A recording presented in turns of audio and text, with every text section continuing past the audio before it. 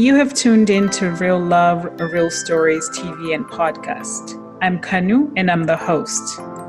Join me as I learn about love from couples who are making their relationships work and from singles who are making being single fun. In today's episode, I'm going to be exploring languages of love. Do you know what your love language is? Do you know what your partner's love language is? If not, stay tuned. I will give you tools to take the quiz so you know what your love language and your partner's, and also some ideas of what to do to make sure that you are showing love in a meaningful way to your partner. So the 5 love languages is based on a book written by Gary Chapman. And it's actually a pretty simple premise, and it talks about the different people with different personalities express love in different ways. Therefore, in order for you to express love, you have to understand what your partner values, and also what you value, what your primary love language is probably what you also give. So you give and you receive in the same language. So there are 5 of them. The first one is words of affirmation. We have quality time, physical touch, receiving gifts, and we have acts of service. So I am going to be talking about each one. I will share with you some examples from my experiences, and also from a few people that I've talked to, and also give you some ideas, especially with Valentine's coming up. So the first one to talk about is words of affirmation. And this actually happens to be my primary love language. Actually, they're tied, words of affirmation and quality time, but I'm going to be talking about words of affirmation first. So this is that language where you use words to affirm your partner. Like, you look great. Thank you for doing XYZ. Like, be specific in thanking your partner what exactly that they do. And you don't do the drive-by thanks, because for this person, and for myself too, if you just say thanks, it's like, okay, great. Well, thanks for what exactly? So we love people with words of affirmation. We love letters. We love cards. Be creative. Some people get very creative and write little love notes. They may put them in your bag as you get to work and you open your bag and there's a little love note in there from your partner. I mean, that would just make me so happy. I have received cards and kept cards that I've received from my loved ones. I have cards dating all the way to like over 20 years ago, because I value them a lot and I keep them. And whenever I feel down, I will go open my cards and read them, and it just makes me feel really, really good. I personally love my partner to proclaim his love publicly. Put it on Facebook. We're in a relationship. We're in love. I love that kind of thing.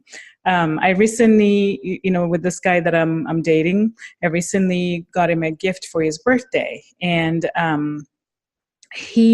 don't know exactly what his primary love language is, but I'm guessing it's words of affirmation, because the way that he showed his gratitude towards me was just so perfect for me. I just loved the way he said thank you to me. So I have a feeling that he's also a words of affirmation.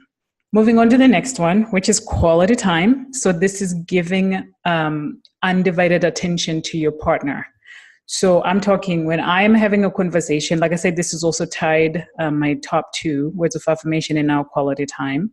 So this one is also very important to me. So when you're talking to me, like literally don't look at your phone, turn off the TV, and like give me undivided attention, especially when the topic is a little bit like we need to really pay attention to each other. So one of the things that you can do for people who have quality time is their top love language. You can plan something as easy as a dinner out and go with them to dinner where you're putting your phone away and you're dedicating that time to them. So be technology free on the date night. Take a walk. I love it when we take a walk, especially on Sundays. Let's walk to breakfast together and come back. That is just easy and perfect for me.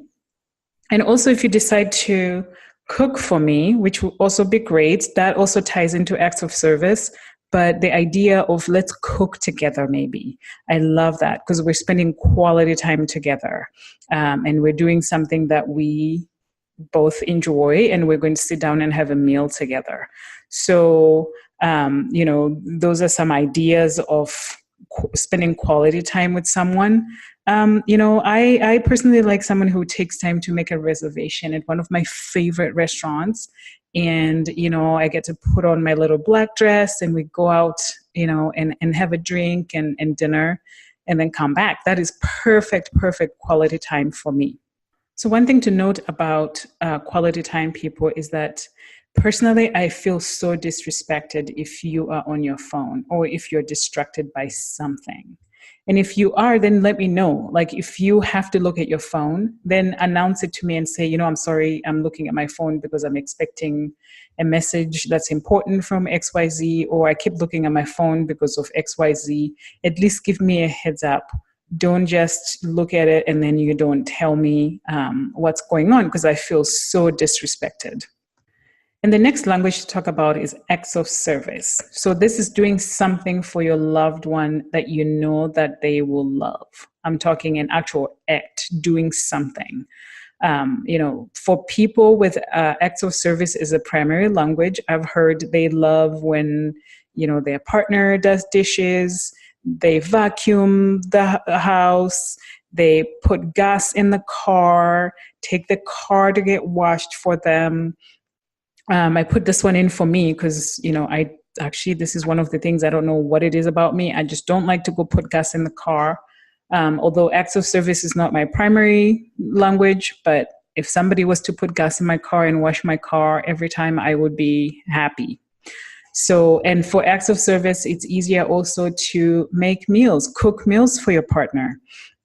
And if it's something that that your partner has had something that they want to work on and maybe it's too daunting for them, perhaps you can help them work on that project. And if it's too big of a job, then maybe you can hire somebody to help them out.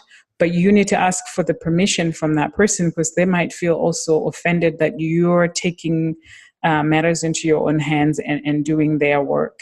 So you have to understand your partner and know what works for them, and also what works for you, and also what works for your pocket, right? And make sure that you speak to whatever their needs are. And you don't have to spend a lot of money on all these love languages. Acts of service is a pretty simple one, like I'm talking about doing house chores is a big one for a lot of people. So the next one to think about is gifts. So using gifts, or giving like a token of appreciation to express love. People who love gifts, usually, when somebody goes on vacation and they go to the, gift store and they pick up a little something, bring it back, whether it's a keychain, whether it's, a little stone with message on it, they love those things. And usually you see them, they keep those little trinkets and keep them forever and ever. This used to be my primary language 5 years ago when I took this for the first time. But this has shifted actually to now being my least important love language. So it's also important to note that out of these 5, you have your primary love language, and then you have your least important, and as well your second. So for me, mine are tied. Words of affirmation and quality time is my top. And then my least is gifts, which is funny because, like I said, it used to be my top. And I think things change too as we grow older, and also as things change in our lives. We it depends on the event that's going on in your life. So for me, I live by myself, and I'm in a new place where I don't know a whole lot of people. So quality time is, sort of rising up to the top for me, because I want to spend quality time with people that I care about. And also words of affirmation, because I've had a lot of things going on in my life where I just need somebody to affirm me and tell me that everything is going to be okay. So for gifts, it doesn't have to be expensive. It can be if you can afford it, but it doesn't have to be. It could be something as simple as I was walking down the street and I saw some flowers and I picked them up for you, wildflowers, and brought them home. For the person who loves gifts, they will really, really appreciate that. And also for the person who likes gifts, sometimes you can make something for them. Oftentimes I've sewn something for someone, and if that person's love language is gifts, they really, really appreciate that.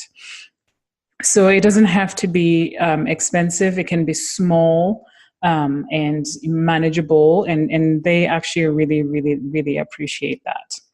And the last language to talk about is touch. So this is physical touch.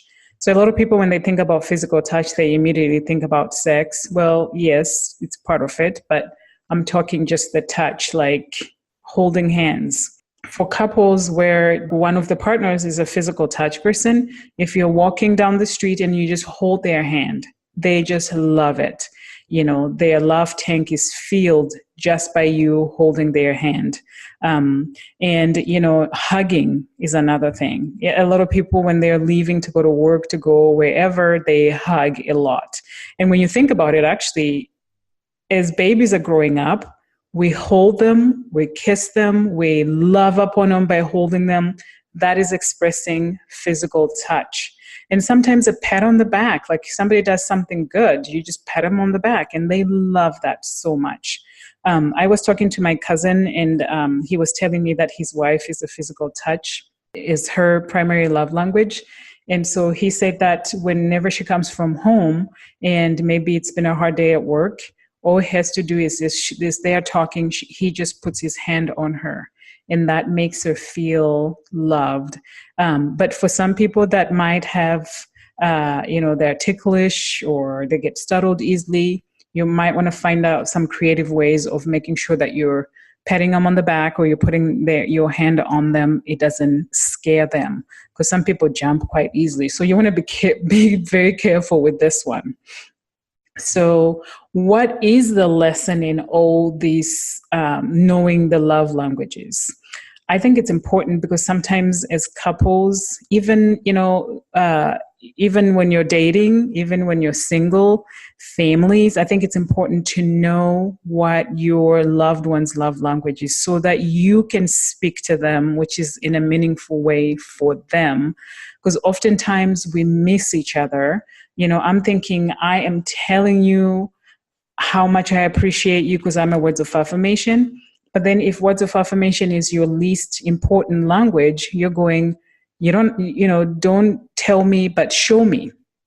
It could be that your acts of service is your primary love language. So it's important to know so that you can speak to the person's, in a meaningful way.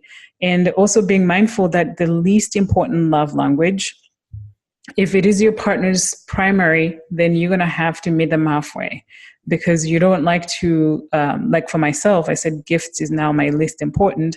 And if I'm with a partner who has gifts as their primary language, then when they buy me gifts, I'm going to have to realize that this is how they're communicating their love to me, so that I should be okay with that. And maybe I need to communicate with them what exactly is important to me in terms of like, what would I like to receive from them?